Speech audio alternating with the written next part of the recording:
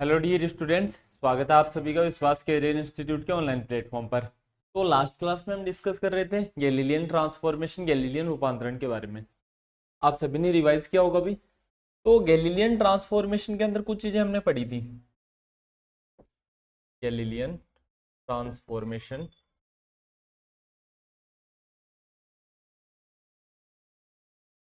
या गैलीलियन रूपांतरण क्या होता था, इसके अंदर दो इनर्शियल फ्रेम्स हुआ करती थी, दो जड़त्वीय निर्देश तंत्र होते थे।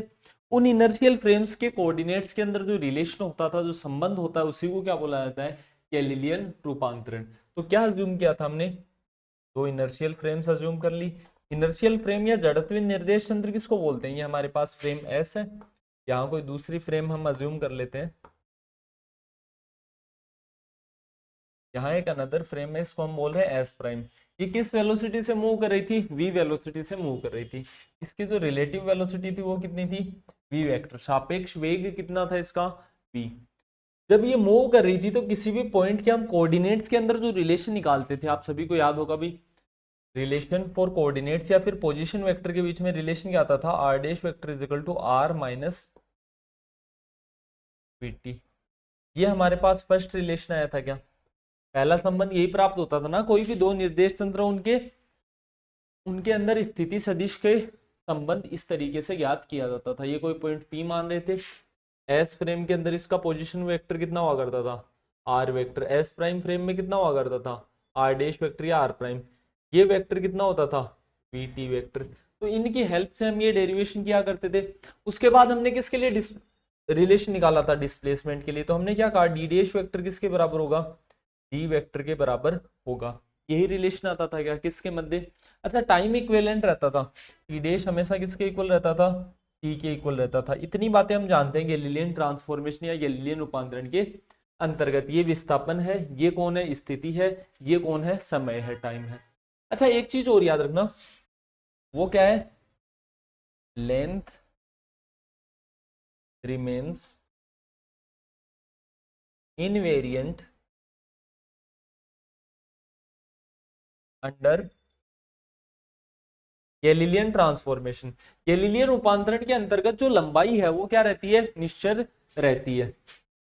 गैलीलियन रूपांतरण के अंतर्गत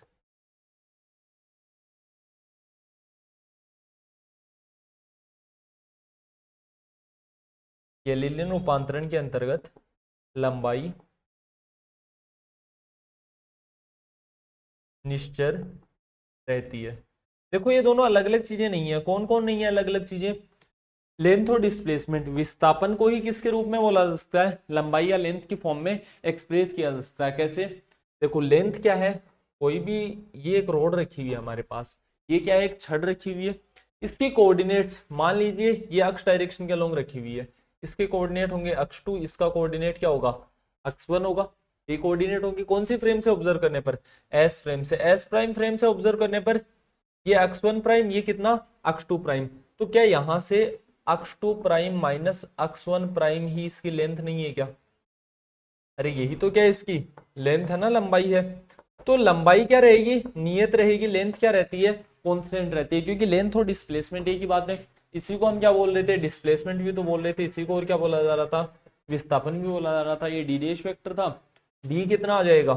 डी कितना आता था? अक्ष 2 माइनस अक्ष 1। तो यहां से मैं क्या बोल सकता था भाई कि ये दोनों चीजें क्या रहेंगी? कांस्टेंट रहेंगी, नियत रहेंगी। डिस्प्लेसमेंट अगर नियत है तो लंबाई भी क्या रहेगी?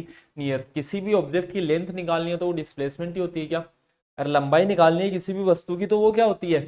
उसके जो निर्देशांक हैं, ये इस पॉइंट के कोऑर्डिनेट निकाल लो और इस पॉइंट के कोऑर्डिनेट निकाल लो। इन दोनों बिंदुओं के निर्देशांकों का अंतर ही क्या कहलाता है? विस्थापन। और इन दोनों बिंदुओं के निर्देशांकों का अंतर ही क्या कहलाता है? लंबाई कहलाता है। तो लंबाई और विस्थापन दोनों अलग अलग चीजें नहीं है, इसलिए हम क्या बोल सकते हैं? लेंथ क्या रहती है? इनवेरिएंट रहती है। ये सारी चीजें चेंज हो जाती हैं किसके अंदर? लोरेंज ट्रांसफॉर्मेशन या लोरेंज रूपांतरण के अंतर्गत। लेकिन लोरेंज ट्रांसफॉर्मेशन किसके लिए होता है? जब वेलोसिटी क्या हो? ज्यादा हो तब भी वैलिड होता है, कम हो तो भी वैलिड होता है। गैलीलियन ट्रांसफॉर्मेशन, गैलीलियन रूपांतरण के लिए अंदर एक कंडीशन थी। ये ओनली कब वैलिड है? जब वेलोसिटी किसके कंपेरेबल ना हो? Speed of light. अगर वेलोसिटी स्पीड ऑफ लाइट के कंपेरिजन में बहुत कम है, जो कि जनरली होती है, सामान्यतः अर्थ के ऊपर या फिर हमारी जो फ्रेम ऑफ रेफरेंस है उसके अंदर हम ऑब्जर्व करें तो सारे फिनोमेना इसी वेग से हो रहे हैं क्या? कोई भी ऑब्जेक्ट मूव कर रहा हो कितनी वेलोसिटी से कर रहा होगा? इतनी से तो नहीं कर रहा जितनी स्पीड ऑफ लाइट है। स्पीड ऑफ लाइट कितनी होती है? 3 × 10⁸ मीटर पर सेकेंड। तो इसके कंपैरिजन में तो वेलोसिटी हमेशा क्या रहने वाली है? कम ही रहने वाली है ना। तो ये सारी बातें भी हम पहले से जानते हैं। अब जो नेक्स्ट हमें ट्रांसफॉर्मेशन निकालना, नेक्स्ट हमें रूपांतरण निकालना हो किसके लिए? वेलोसिटी के लिए। तो नेक्स्ट हेडिंग लगा लेना transformation, transformation for velocity, for velocity, वेग के लिए रूपांतरण।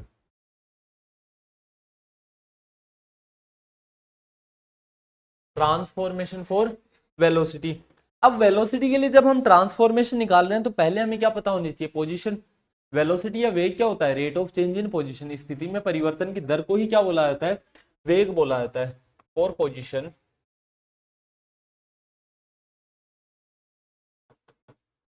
वी नो दैट, स्थिति के लिए हमें ज्ञात है कि, स्थिति के लिए हमें ज्ञात है कि r dash is equal to r minus V T.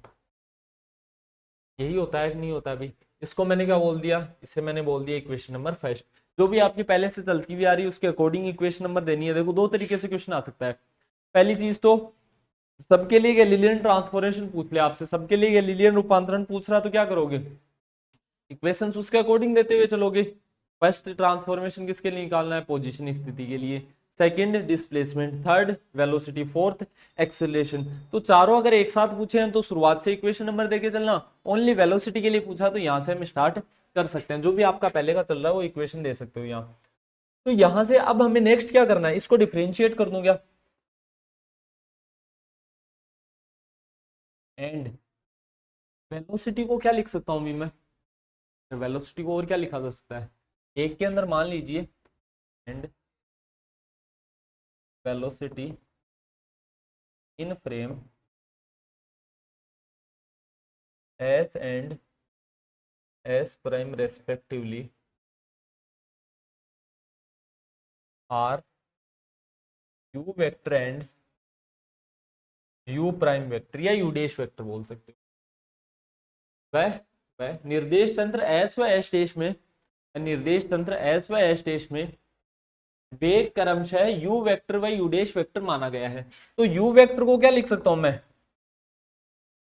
D R by D T लिखा जा सकता है। यू डैश वेक्टर को क्या लिखा जा सकता है? D R dash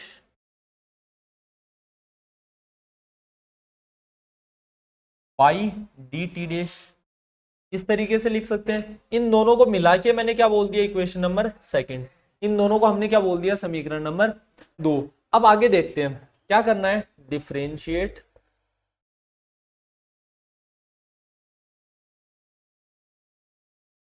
equation first with respect to T, समीकरण एक का टी के सापेक्ष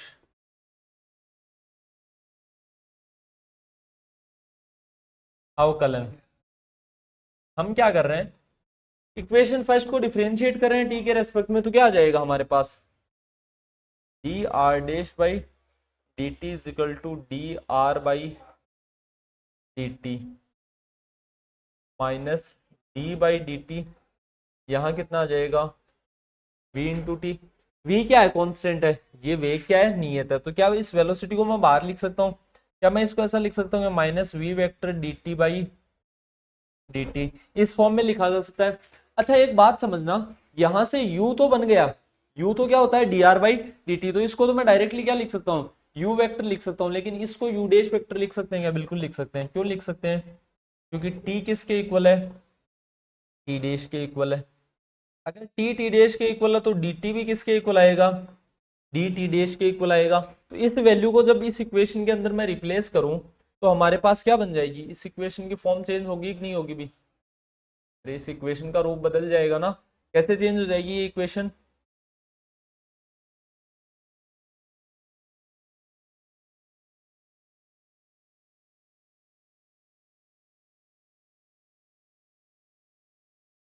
यहां से देखना, इस इक्वेशन को क्या लिखा जा सकता है? D R dash by D T dash is equal to D R vector by D T is equal minus V vector. इसी फॉर्म में आ जाएगा। इसको मैं क्या लिख सकता हूँ? U dash vector is equal to U vector minus V vector. यही इक्वेशन किसको रिप्रेजेंट करती है? इसको मैंने क्या बोल दिया? Equation number third. तो यहाँ इक्वेशन नंबर थर्ड ही किसको रिप्रेजेंट करती है? Equation third represents transformation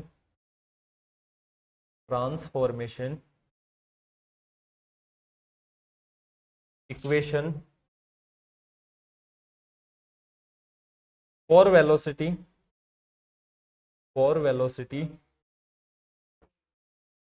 under Galilean transformation. मैं इसको शॉर्ट में लिख रहा हूँ, भी आप पूरा भी लिख सकते हो। समीकरण तीन ही गैलीलियन रूपांतरण के अंतर्गत, समीकरण 3 ही गैलीलियन रूपांतरण के अंतर्गत वेग के रूपांतरण समीकरण को व्यक्त करता है। ये किसके लिए ट्रांसफॉर्मेशन इक्वेशन आ चुकी है? वेलोसिटी के लिए ट्रांसफॉर्मेशन इक्वेशन आ चुकी है। नेक्स्ट देखना, इसको कंपोनेंट फॉर्म में भी लिख सकते हैं क्या? इन फॉर्म ऑफ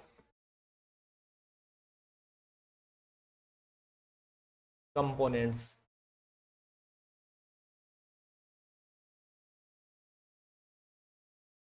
घटकों के रूप में कंपोनेंट्स के फॉर्म में ये इक्वेशन किस तरीके से लिखी जा सकती है? कंपोनेंट, कितने कंपोनेंट होते हैं वेलोसिटी के? 3 कंपोनेंट होते हैं। कौन कौन से? एक्स कंपोनेंट, वाई कंपोनेंट और जेड कंपोनेंट। तो जब मैं यू डैश एक्स लिख रहा हूँ, ये किसके इक्वल आ जाएगा? U X minus V X. U dash Y लिखेंगे तो ये कितना आ जाएगा? U Y minus V Y. U dash Z लिखेंगे तो ये किसके इक्वल आ जाएगा? U Z minus V Z. ये हमारे पास क्या आ चुकी है? ट्रांसफॉर्मेशन इक्वेशन आ चुकी है। इसको मैं क्या बोल देता हूँ? कहां तक हो चुकी थी इक्वेशन? इक्वेशन नंबर 3 तक हो चुकी थी। इसे हमने क्या बोल दिया? Equation number 4। तो ये हमने वेलोसिटी के लिए ट्रांसफॉर्मेशन निकाल लिया। किसकी फॉर्म में? अलग अलग कोऑर्डिनेट्स की फॉर्म में। अगर किसी एक डायरेक्शन के अंदर ही मोशन हो रहा होता, if the relative velocity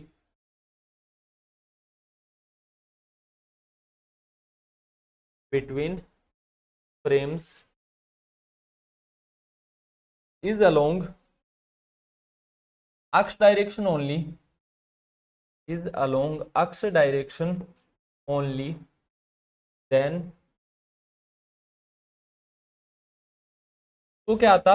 u dash x तो किसके इक्वल आता? U X minus V X से इक्वल आता, लेकिन u डैश y किसके इक्वल आ जाता? U Y. U dash Z किसके इक्वल आ जाता?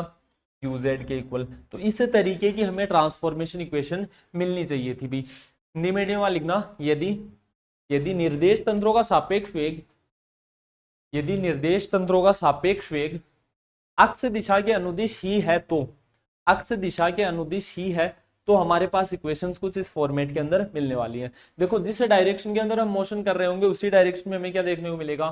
ट्रांसफॉर्मेशन या रूपांतरण देखने को मिलेगा। बाकी अगर वाई और जेड डायरेक्शन के लिए फ्रेम मूव ही नहीं कर रही, यहां देखो, यहाँ फ्रेम्स किधर जा रही थी, ये कुछ ऐसा है।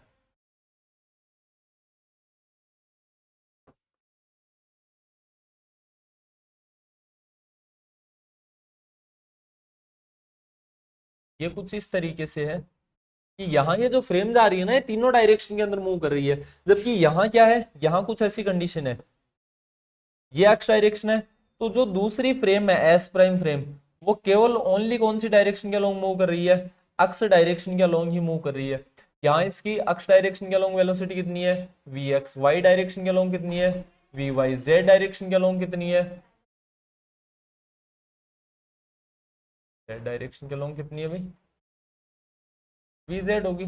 इस डायरेक्शन के अलोंग वी जेड है। चलो सारी डायरेक्शन वैसे ही लिख देते हैं ना नॉर्मली। इस डायरेक्शन के अलोंग कितनी है? वी एक्स है। इस डायरेक्शन के अलोंग कितनी है? V Y.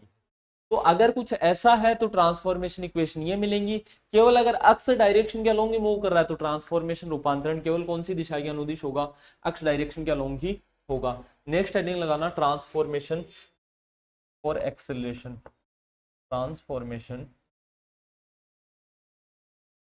Transformation for acceleration, त्वरण के लिए रूपांतरण, त्वरण के लिए रूपांतरण, ट्रांसफॉर्मेशन फॉर एक्सेलरेशन। देखो सबसे पहले तो हमारे पास क्या आ गया था, अगर पोजीशन आ गई तो हम वेलोसिटी निकाल सकते हैं, वेलोसिटी आ गई तो हम क्या निकाल सकते हैं भी, एक्सेलरेशन निकाल सकते हैं ना। इसका मान ज्ञात किया जा सकता है, त्वरण का मान ज्ञात किया जा सकता है। For velocity we know that, वेग के लिए हम जानते हैं कि, क्या जानते हैं अभी, हम जानते हैं यू डैश वेक्टर किसके इक्वल होगा, U vector minus V vector. V क्या है, velocity of frame S prime, S के रेस्पेक्ट में एस प्राइम की वेलोसिटी को हम किससे रिप्रेजेंट कर रहे हैं, वी वेक्टर से। ये वैल्यू क्या होती है, कांस्टेंट होती है, नियत होती है। नाउ एक्सेलरेशन, त्वरण को कैसे लिख सकते हैं, त्वरण को किस प्रकार लिखा जा सकता है, तो एक्सेलरेशन को लिखने के लिए हमारे पास रिप्रेजेंटेशन क्या है, ए डैश वेक्टर किसके इक्वल आएगा, D U dash by D T dash. और ए वेक्टर किस तरीके से लिखा जा सकता है, D U vector by D T. तो ये हमारे पास ट्रांसफॉर्मेशन इक्वेशंस आएंगी कि नहीं आएंगी भी, बिल्कुल आएंगी। अब क्या करना है, हमें इस इक्वेशन को डिफरेंशिएट कर देना है। इसे मैं वापस से क्या बोल रहा हूँ, इक्वेशन नंबर फर्स्ट बोल रहे हैं, इसे हमने क्या बोल दिया, इन दोनों को मिलाकर इक्वेशन नंबर सेकंड बोला, समीकरण नंबर 2 बोल दिया। इस बार क्या करना है, differentiate equation first with respect to, with respect to T. समीकरण एक का टी के सापेक्ष अवकलन करने पर सेम वही स्टेटमेंट लिख रहे हैं, D U dash vector by D T dash, sorry D T is equal to D U vector by D T minus D V vector by D T. कुछ ऐसी इक्वेशन आ जाएंगी।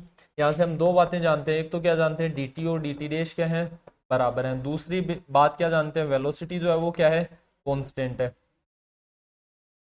जो वेग है निर्देश तंत्रों का, जो सापेक्ष वेग है, रिलेटिव वेलोसिटी है दोनों फ्रेम्स की, वो क्या है, कांस्टेंट है, वो नियत है। तो यहाँ से इस वैल्यू को कांस्टेंट रखेंगे तो इसका डिफरेंशिएशन तो कितना हो गया, जीरो। आपको यहाँ नहीं लिखना, आपको नीचे ही लिखना है, ये समझने के लिए केवल।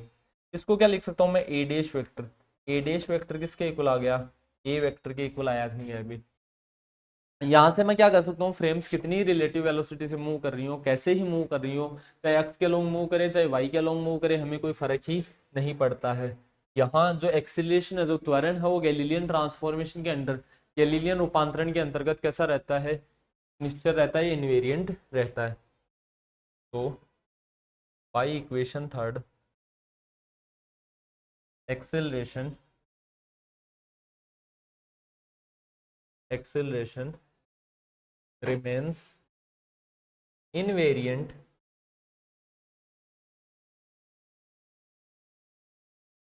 under Galilean transformation. अतः अतः गैलीलियन रूपांतरण के अंतर्गत, अतः गैलीलियन रूपांतरण के अंतर्गत त्वरण, अतः गैलीलियन रूपांतरण के अंतर्गत त्वरण निश्चल रहता है, त्वरण निश्चल रहता है, जिसे कि समीकरण 3 द्वारा दर्शाया गया है, जिसे कि समीकरण नंबर 3 द्वारा दर्शाया गया है। नोट कर लीजिए भाई इन सारी वैल्यूज को, ठीक है ना। हम सबके लिए क्या निकाल चुके हैं, ट्रांसफॉर्मेशन इक्वेशन, रूपांतरण समीकरण ज्ञात कर चुके हैं।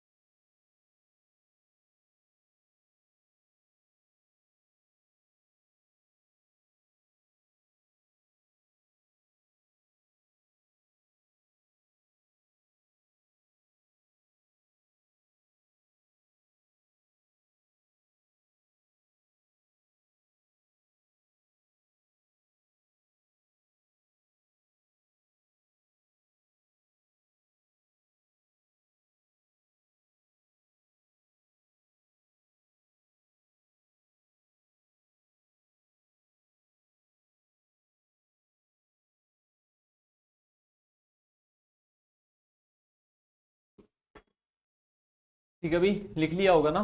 देखो एक चीज अगर हमें निकालनी आ जाती है, जो कि कौन सी होती है, पोजीशन या स्थिति, अगर हम याद कर लेते हैं तो सारी चीजें आसान हो जाती हैं। स्थिति याद करते ही वेग आ जाता है, वेग याद करते ही क्या आ जाता है, त्वरण आ जाता है। अब नेक्स्ट हमें किसके बारे में पढ़ना है, गैलीलियन इनवेरियंस थ्योरी या गैलीलियन निश्चलता सिद्धांत। देखो दो थ्योरीज है हमारे पास, पहले भी शायद मैं आपको बता चुका हूँ।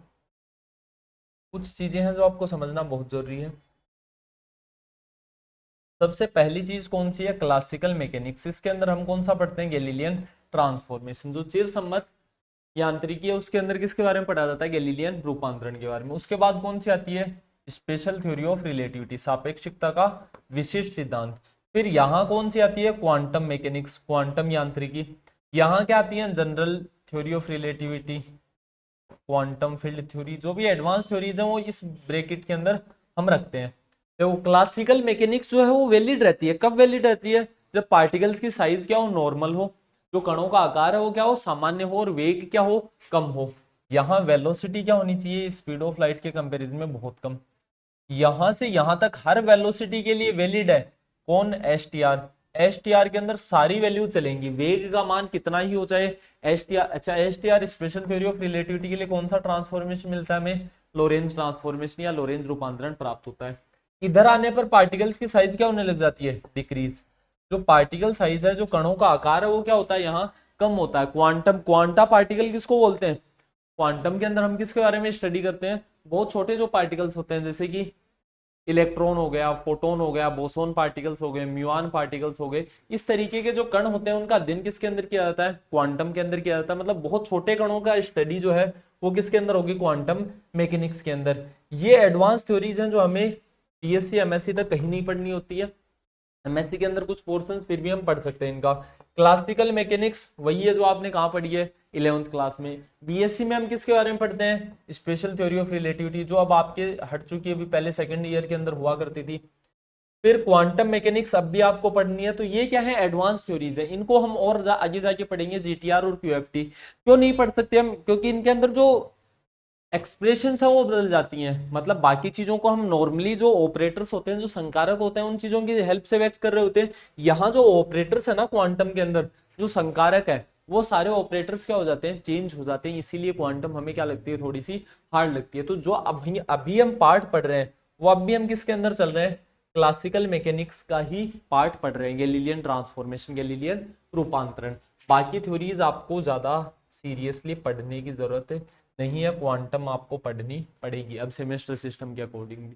ठीक है, तो क्लासिकल मैकेनिक्स के बारे में ये जरूर याद रखा करो कि ये सही तो है, लेकिन कब सही है ये, जब पार्टिकल्स की साइज नॉर्मल हो और वेलोसिटी क्या हो, स्पीड ऑफ लाइट के कंपैरिजन में बहुत कम हो। ये कॉपी के अंदर बनाना चाहो तो आप बना सकते हो भी, आपकी जनरल इंफॉर्मेशन के लिए, चीजों को याद रखने के लिए।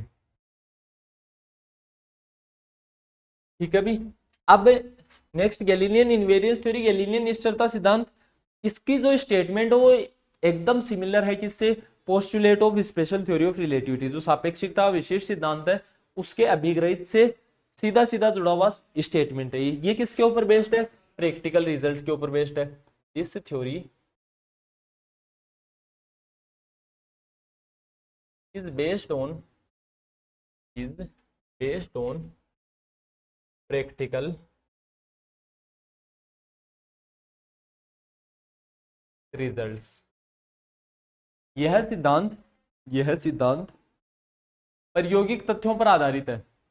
यह सिद्धांत प्रायोगिक तथ्यों पर आधारित है। This theory is based on practical results. According to this theory, according to this theory, all the fundamental,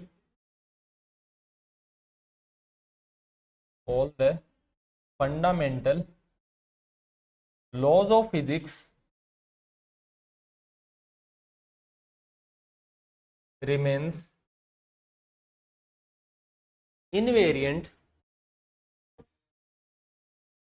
remains invariant in all inertial frames as the relative velocity as the relative velocity of inertial frames as the relative velocity of inertial frames remain constant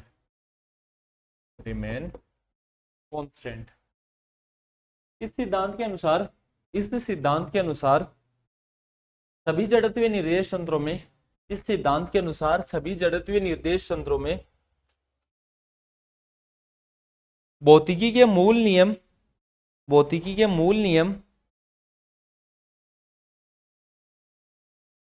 निश्चर रहते हैं क्योंकि जड़त्वीय निर्देश तंत्रों में सापेक्ष वेग का मान स्थिर रहता है निश्चर रहता है। अब इसके अकॉर्डिंग गैलीलियन इनवेरियंस थ्योरी के अंदर कुछ चीजें हमें प्रूफ करनी होती हैं।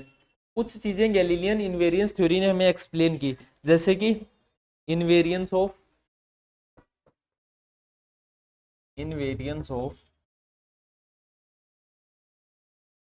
न्यूटन्स लॉज ऑफ मोशन, इसको हम आगे भी पढ़ने वाले हैं। न्यूटन के गति के नियमों की निश्चरता। हमारे सिलेबस में केवल गैलीलियन इनवेरियंस थ्योरी में से ये एक ही टॉपिक है, ये किसके अंदर है, हमारे सिलेबस में है। बाकी जो और टॉपिक्स हैं, जैसे कि जितने भी फंडामेंटल लॉज हैं, आप कौन कौन से जानते हो, conservation of momentum, conservation of energy, invariance of conservation of momentum, invariance of conservation of energy,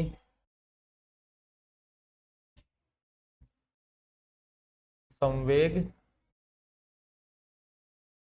संरक्षण नियम की निश्चरता, ये सारी चीजें भी क्या रहेंगी, इनवेरिएंट रहेंगी। यहां क्या आ जाएगा, ऊर्जा संरक्षण नियम की निश्चरता। तो ये सारी चीजें भी क्या रहती हैं, इनवेरिएंट रहती हैं।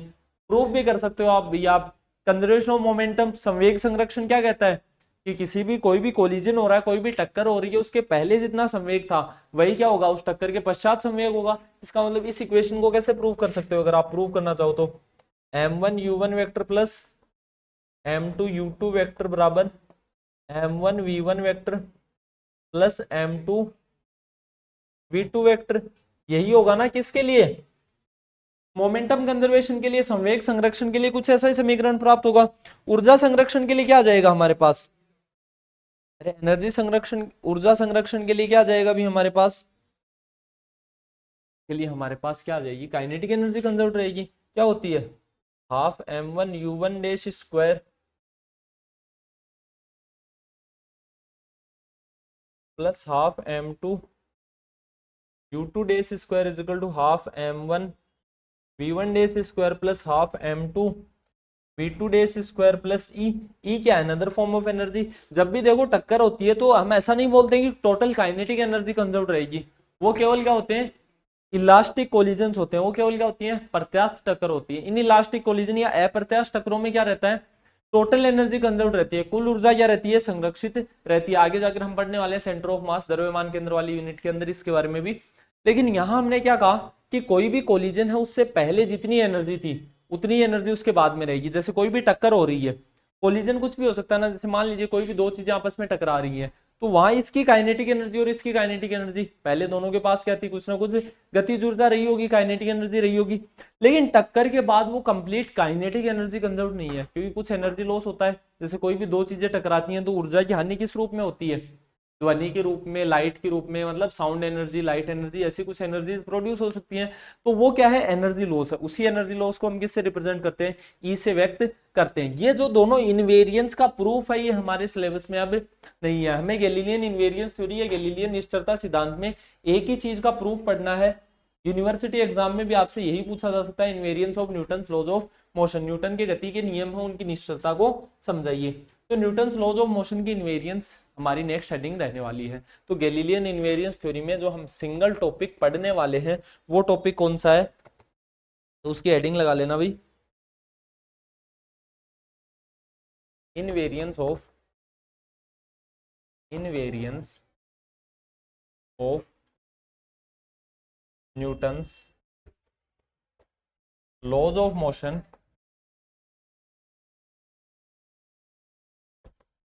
Under Galilean transformation.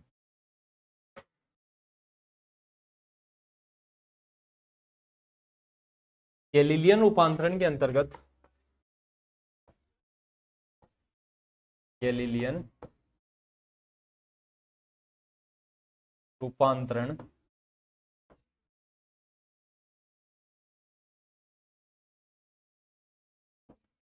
के अंतर्गत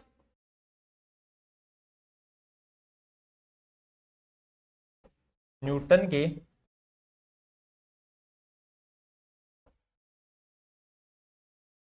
गति के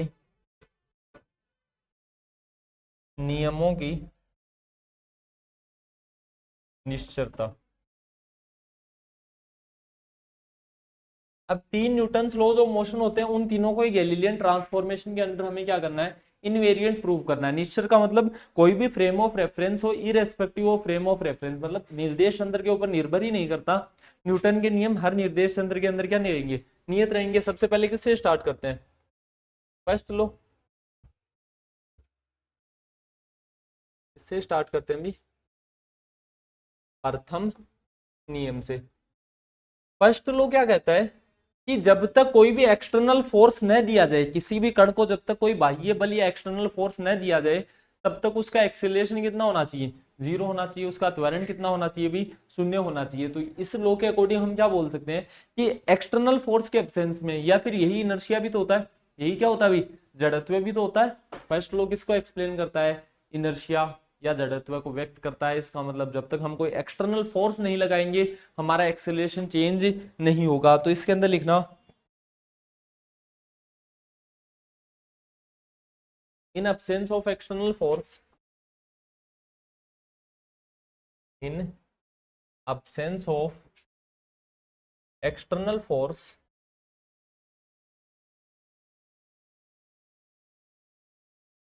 value of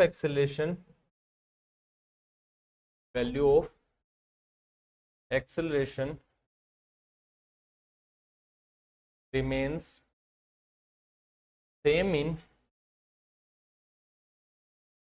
inertial frame S and S prime, which is equal to 0। Hindi medium वाला लिखना, बाह्य बल की अनुपस्थिति में, बाह्य बल की अनुपस्थिति में एस व एस देश निर्देश तंत्र में, एस व एस देश निर्देश तंत्र में, एस व एस देश निर्देश तंत्र में कण पर लगने वाला त्वरण समान होगा, कण पर लगने वाला त्वरण समान होगा जिसका मान 0 होता है, जिसका मान 0 होता है। एक्सटर्नल फोर्स प्रेजेंट नहीं है, इसका मतलब हमें क्या कहा गया कि F किसके बराबर होता है, ma के बराबर। इसकी वैल्यू हमें कितनी बता दी गई है, 0 बता दी गई है। बल किसके बराबर होता है अभी, F ma के बराबर होता है। यहां से हमारे पास एक्सेलरेशन की वैल्यू कितनी आ गई, 0 आ गई। By Galilean transformation equation, Galilean रूपांतरण समीकरण की सहायता से हम क्या जानते हैं कि एक्सेलरेशन क्या क्वांटिटी है, इनवेरिएंट क्वांटिटी है। मतलब ए डैश वेक्टर किसके इक्वल आता है, ए वेक्टर के इक्वल आता है, और यहाँ इसकी वैल्यू कितनी है, 0 है। तो कोई सी फ्रेम से ऑब्जर्व करो, चाहे आप एस फ्रेम से ऑब्जर्व कर रहे हो, चाहे आप एस प्राइम फ्रेम से ऑब्जर्व कर रहे हो, एक्सेलरेशन त्वरण का मान कितना होगा, 0 होगा। एक्सेलरेशन 0 है, इसका मतलब वेलोसिटी जो वी वेक्टर है वो क्या होगा, कॉन्स्टेंट होगा। क्या होगा अभी, वेग नियत होगा तभी तो त्वरण शून्य हो सकता है ना। वेलोसिटी कितनी होनी चाहिए, 0। एक्सेलरेशन क्या होता है, rate of change in velocity. Acceleration क्या होता है भाई, वेग में परिवर्तन की दर। अगर वेलोसिटी कांस्टेंट हो चुकी है, किसी भी नियत मान का अवकलन करने पर उसकी वैल्यू कितनी आती है, 0 आती है, शून्य आता है ना। तो यही हमारे पास क्या है, न्यूटन के फर्स्ट लॉ की इनवेरियंस है।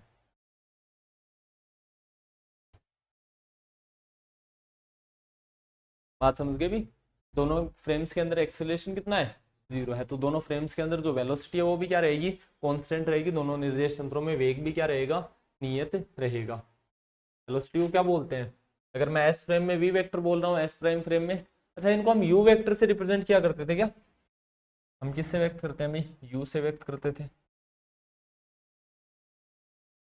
यहाँ ऐसा लिख दो भाई, क्या लिख दो, यू एंड यू डैश लिख दो। या हम क्या लिख सकते हैं, सो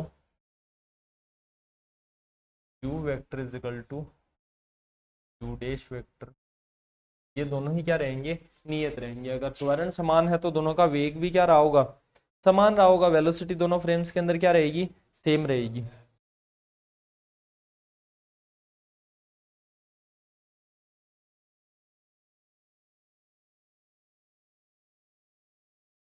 नीचे लिखना, अतः अतः बाह्य बल की अतः बाह्य बल की अनुपस्थिति में अतः बाह्य बल की अनुपस्थिति में कण सभी जड़त्वीय निर्देश तंत्रों में अतः बाह्य बल की अनुपस्थिति में कण सभी जड़त्वीय निर्देश तंत्रों में नियत वेग से गतिशील होगा, नियत वेग से गतिशील होगा। यदि यदि v बराबर शून्य है, यदि v बराबर शून्य है तो कण तो कण सभी जड़त्वीय निर्देश तंत्रों में स्थिर रहेगा। तो कण सभी जड़त्वीय निर्देश तंत्रों में स्थिर रहेगा। यही न्यूटन के प्रथम नियम की निश्चयता है। यही न्यूटन के प्रथम नियम की निश्चयता है।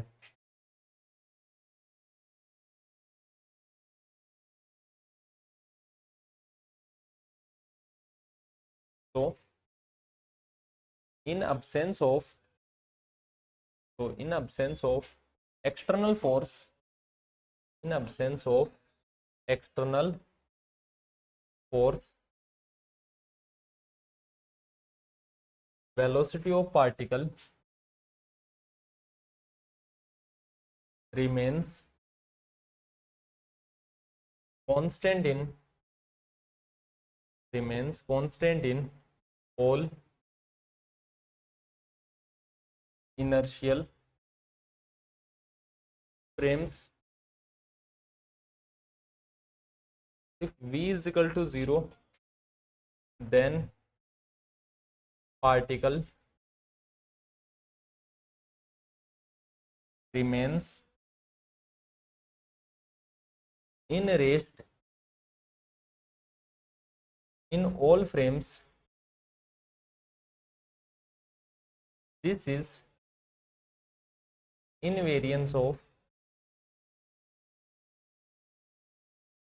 invariance of Newton's first law. यही न्यूटन के प्रथम नियम की क्या है, निश्चयता है। आसान सी चीज थी, बड़ी आसान चीज थी। अगर फोर्स 0 है तो एक्सेलरेशन भी कितना होगा, 0। एक्सेलरेशन अगर एक फ्रेम में 0 है तो गैलीलियन ट्रांसफॉर्मेशन क्या कहती है, सारी फ्रेम्स में एक्सेलरेशन क्या होगा, 0 होगा। अगर त्वरण शून्य आ गया तो सारी निर्देश तंत्रों में वेग क्या रहेगा, नियत रहेगा। वेलोसिटी क्या रहेगी भी, कांस्टेंट रहेगी। जितनी भी फ्रेम ऑफ रेफरेंसेस है हमारे पास, अगर वेलोसिटी एक फ्रेम के अंदर 0 है तो पार्टिकल सारे फ्रेम्स में किसके ऊपर रहेगा, रेस्ट पर रहेगा, स्थिर रहेगा। यही क्या है, न्यूटन के प्रथम नियम की निश्चयता है। तो सबसे पहली चीज, गैलीलियन ट्रांसफॉर्मेशन, गैलीलियन रूपांतरण के अंतर्गत सारे फंडामेंटल लॉज कांस्टेंट रहते हैं, जिसके अंदर न्यूटन्स लॉज सबसे पहले आते हैं। न्यूटन्स लॉज ऑफ मोशन, ये तो मूलभूत नियम है ना भाई, सबसे मूल नियम यही है, इन्हीं को हम काम में लेते हुए हैं आज तक। तो ये नियम कांस्टेंट रह रहे हैं, इसका मतलब इनकी इनवेरिएंस को अगर हम गैलीलियन ट्रांसफॉर, एक छोटा सा स्टेटमेंट काम में लिया हमने गैलीलियन रूपांतरण का, वो क्या कहता है, एक्सेलरेशन क्या रहता है, कांस्टेंट रहता है। तो इसकी सहायता से हमने इस प्रथम नियम को समझा दिया। सेकंड लॉ क्या कहता है, सेकंड लॉ किसके बारे में होता है, फोर्स के बारे में रहता है।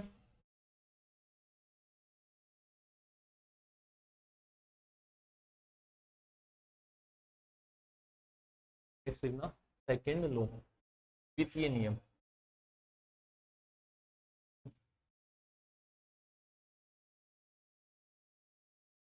सेकेंड लॉ, द्वितीय नियम। ये नियम किसके बारे में बताता है? ये क्या कहता है कि फोर्स किसके इक्वल होगा? एफ किसके बराबर बताया जाता है? F is equal to DP by D T. Force किसके इक्वल होगा? Rate of change in momentum, संवेग में परिवर्तन की दर के बराबर। मोमेंटम को क्या लिख सकता हूं मैं? Mass into velocity. तो यहां से क्या आ जाएगा? मास तो बाहर आ जाएगा। डीवी बाई डी टी को क्या लिख सकता हूं मैं? एक्सेलरेशन, ए वेक्टर लिख सकता हूं। तो इसके अकॉर्डिंग फोर्स किसके इक्वल होता है? एम ए वेक्टर के इक्वल होता है। और फोर्स सारी फ्रेम्स में क्या होना चाहिए? इक्वल होना चाहिए ना भाई। बल क्या होना चाहिए? सभी निर्देश तंत्रों में समान होना चाहिए। तो इसके अंदर लिखना सबसे पहले, यदि एस जड़त्वीय निर्देश तंत्र में, यदि एस जड़त्वीय निर्देश तंत्र में एम द्रव्यमान के, यदि एस जड़त्वीय निर्देश तंत्र में एम द्रव्यमान के एक कण पर, एक कण पर एफ बल लगने से, एक कण पर एफ बल लगने से ए त्वरण उत्पन्न होता है, तो ए त्वरण उत्पन्न होता है तो ये लिखना, if by a force F vector on a particle of mass M in S frame, if by a force F vector on a particle of mass m in S frame, acceleration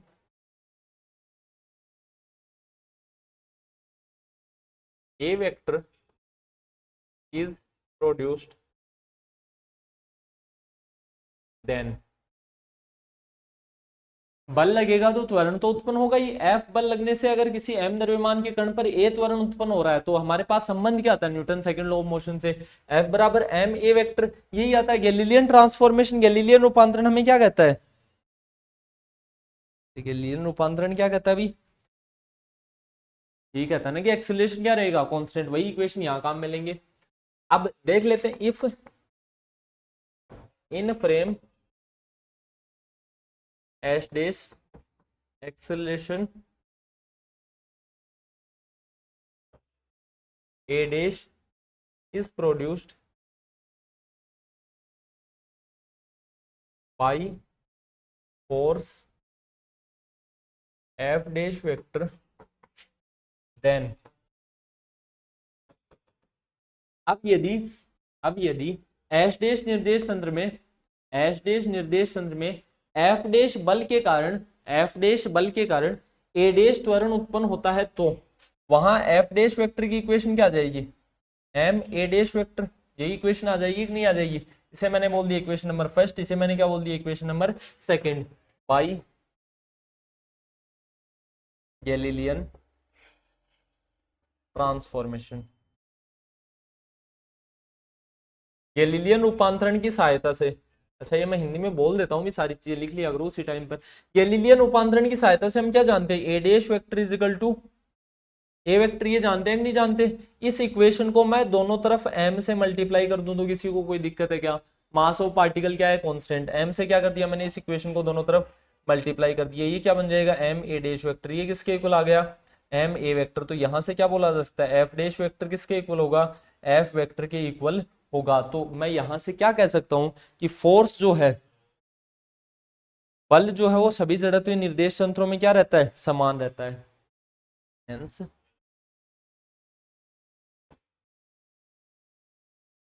force remains same in all inertial frames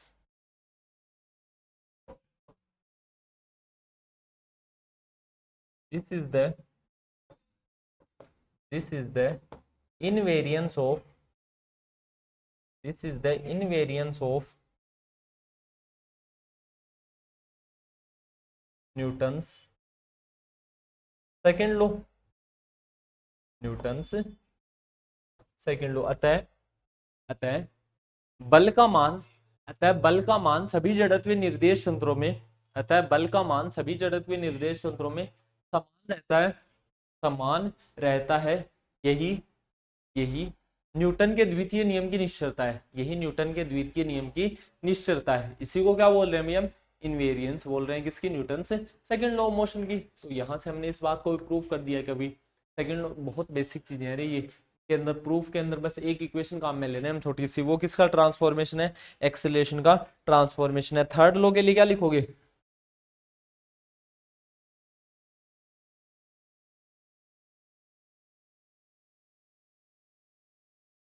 third law क्या कहता है कि action reaction force क्या होनी चाहिए? Equal होनी चाहिए ना। क्रिया प्रतिक्रिया बल का मान क्या होना चाहिए? समान होना चाहिए। तो वो तो रहेगा ही रहेगा। थर्ड लो किस कौन सा नियम देखना है? अब हमें तीसरा नियम देखना है, तृतीय नियम। थर्ड लॉ किसके बारे में बताता है कि every action has equal and opposite reaction. हर क्रिया की समान एवं विपरीत क्या होती है? प्रतिक्रिया होती है। ये मतलब ये क्या कहता है कि एक्शन रिएक्शन फोर्स क्या होंगे? इक्वल होंगे ना। एक्शन किसके इक्वल होना चाहिए? रिएक्शन के इक्वल होना चाहिए। क्रिया और प्रतिक्रिया बल क्या होने चाहिए? समान होने चाहिए।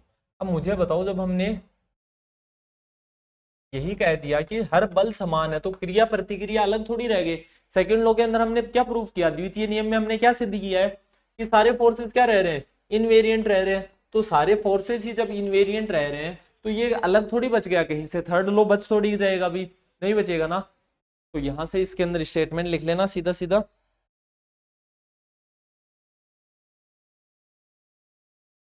We know that, we know that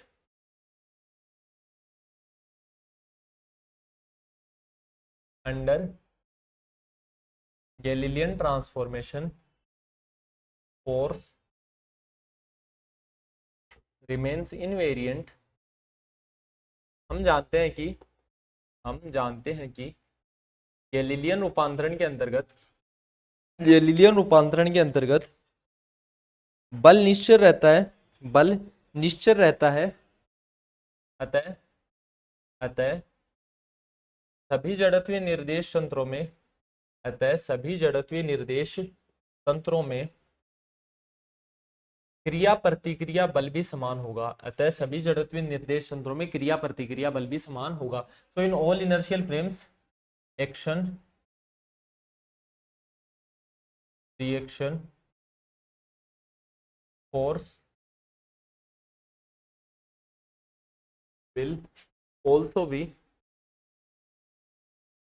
equal. अगर हर फोर्स ही समान रहता है तो क्रिया प्रतिक्रिया बल भी क्या होगा? समान रहेगा। This is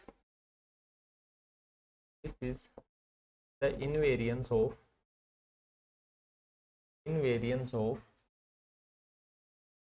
Newton's third law of motion। यही न्यूटन के गति के तृतीय नियम की निश्चलता है। यही न्यूटन के गति के तृतीय नियम की निश्चलता है। थर्ड लॉ ये तो कहता था कि एक्शन रिएक्शन फोर्स क्या होनी चाहिए? इक्वल होनी चाहिए। जब सारे ही फोर्स इक्वल है तो एक्शन रिएक्शन फोर्स अलग थोड़ी बच गया। अगर सारे ही बल क्या रह रहे हैं? निश्चल रह रहे हैं। तो क्रिया प्रतिक्रिया बल भी क्या रहेगा? निश्चल रहेगा। इसी के साथ भी गैलीलियन ट्रांसफॉर्मेशन, गैलीलियन रूपांतरण कंप्लीट होता है। इसके अंदर हमें इनवेरियंस एक ही चीज की पढ़नी थी, निश्चलता केवल एक ही चीज की पढ़नी थी। वो किसकी थी? Newton's laws of motion. तो न्यूटन के गति के नियमों की हम निश्चलता पढ़ चुके हैं। बस आपको बेसिक स्टेटमेंट याद होना चाहिए। कुछ खास डेरिवेटिव पोर्शन है नहीं इनके अंदर। किसके अंदर? इनवेरियंस थ्योरी के अंदर। तो डेरिवेशन थी वो पहले ही कंप्लीट हो चुकी। काफी आसान चीज है। उम्मीद है आप सभी को समझ में आई होगी। मिलते हैं एक नए वीडियो के साथ, तब तक के लिए धन्यवाद।